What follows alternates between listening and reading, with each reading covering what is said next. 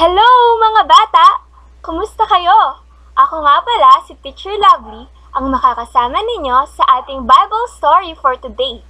At ang istorya natin ay matatagpuan sa Matthew chapter 25 verses 14 to 30 na pinamagatang ang talinhaga tungkol sa tatlong alipin.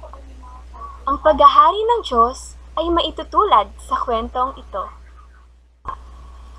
May isang taong pupunta sa malayong lugar, kaya tinawag niya ang kanyang mga tauhan at ipinagkatiwala sa kanila ang kanyang ari-arian. Binigyan niya ang bawat isa ayon sa kani-kanilang kakayahan. Binigyan niya ang isa ng 5,000 salaping ginto.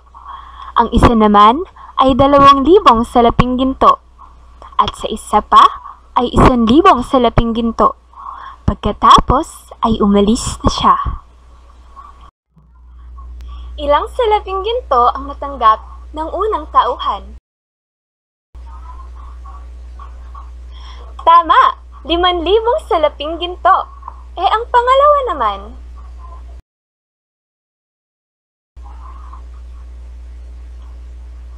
Tama! 2,000 salaping ginto. Ang ikatlo naman?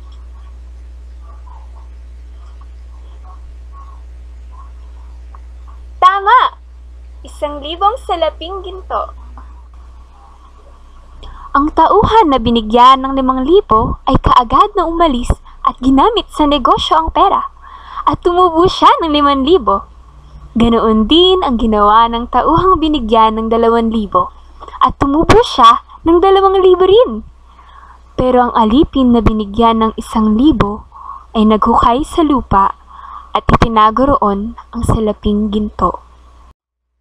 Ano ang ginawa ng tauhang nakatanggap ng 5,000 salaping ginto? Tama! Siya ay nagnegosyo at nagkaroon pa ng 5,000 salaping ginto. Yung nakatanggap ng 2,000 salaping ginto, ano ang ginawa niya? Tama! Katulad ng nauna, ay nagnegosyo rin siya at dumoble ang kanyang salaping ginto.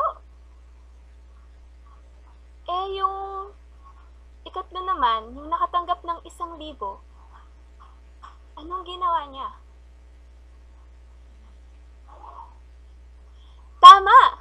Naghukay siya sa lupa at kanyang ibinaon ang salaping ginto.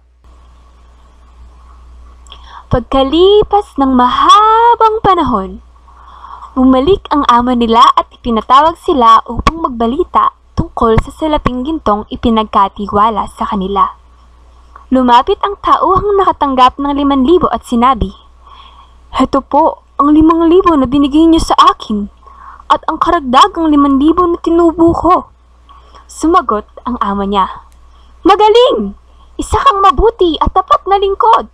At dahil naging tapat ka sa kakaunting ipinagkatiwala ko sa iyo, ipapamahala ko sa iyo ang mas malaki pang halaga. Halika't makibahagi sa aking kaligayahan." Pagkatapos, lumapit naman ang tauhang binigyan ng 2,000 at sinabi niya, "Heto po ang 2,000 na ibinigay niyo sa akin at karagdagang 2,000 na tinubo ko." Sumagot ang kanyang amo, "Magaling! Isa kang mabuti at tapat na lingkod. At dahil naging matapat ka sa kakaunting ipinagkatiwala sa iyo, ipapamahala ko sa iyo ang mas malaki pang halaga. Halika't makibahagi rin sa aking kaligayahan." Lumapit din ang tauhang binigyan ng 1,000 at sinabi sa kanyang amo, "Alam ko pong mabagsik kayo at walang awa. Inaani ninyo ang mga hindi ninyo itinanim at kinukuha ninyo ang pinaghirapan ng iba. Natakot po ako kaya ibinaon ko ang aking salaping ginto sa lupa. Heto po ang 1,000 na ibinigay nyo sa akin." Sumagot ang kanyang amo, "Masama at tamad na alipin. Alam mo palang inaani ko ang hindi ko itinanim at kinukuha ko ang pinaghirapan ng iba. Bakit hindi mo na lang idineposito sa bangko ang pera ko para sa pagbalik ko ay may makuha akong interes?" Kaya sinabi niya sa iba pang mga utusan, "Kunin ninyo sa kanya ang 1,000 at ibigay sa mayroong 10,000, sapagkat ang mayroon ay bibigyan pa ng mas marami, ngunit ang wala, kahit ang kaunting nasa kanya ay kukunin pa. Itapon ninyo ang walang silbing alipin na iyan sa kadiliman sa labas. Doon ay iiyak siya at mangangalit ang kanyang mga ngipin." Sa ating kwento, maaari nating isipin na ang taong naglalakbay ay ang Diyos at ang mga katiwala na nabanggit ay tayo. Ang katumbas ng salaping ginto na nabanggit sa kwento ay ang mga kakayahan at talento natin na ibinigay ng Diyos. Nakita natin na ang mga tauhang nakatanggap ng 5,000 at 2,000 salaping ginto ay nagamit nila ng wasto ang mga ito at naparami pa nila ito. Samantala, ang nakatanggap ng 1,000 salaping ginto ay naghukay sa lupa at itinago roon. Marahil nakita ng alipin na kaunti ang kanyang tatanggap. Naisip niya na baka wala naman siyang magagawa dito sa kakaunting nabigay sa kanya, kaya't itinago na niya lamang ito. Sa huli, nasabihan siya ng kanyang amo na masama at tamad dahil hindi niya ito ginamit ng wasto at hindi niya naparami ang kanyang salaping ginto tulad ng mga naunang alipin. Ikaw, ano ang mga talento o kakayahang ipinagkaloob sa iyo ng Diyos? Sa papaanong paraan mo ito nagagamit? Alin ka sa mga tauhang ito? Katulad mo ba yung mga tauhang ginamit ng wasto ang kanilang mga kakayahan? O katulad mo yung tauhang naghukay at itinago ang kanyang talento?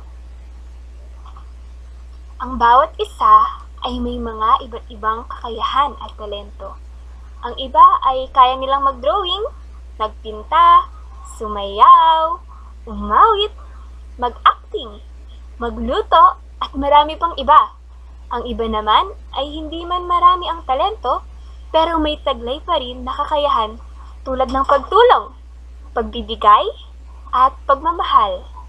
Ang iba ay may taglay na kabaitan at kasipagan. Walang sinumang tao ang walang kakayahan. Lahat ay binigyan ng Diyos ng talento, ngunit hindi para-pareho. Gayunpaman, kahit na hindi magkakatulad ang talento natin o mga kakayahan, kahit na ang iba ay marami ang kakaya nilang gawin, at ang sa atin ay isa lang, ang mahalaga ay nagagamit natin ito para mapapurihan ng ating Diyos.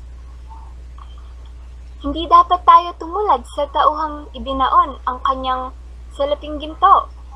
Hindi dapat natin itago o ikahiya ang mga talentong ipinagkaloob sa atin. Ang dapat ay ginagamit natin ito sa tamang paraan. Makakatulong sa iba at mapapapurihan ng ating Diyos. Sa ating mga talento, hindi mahalaga kung marami ang talento natin o magaling tayo.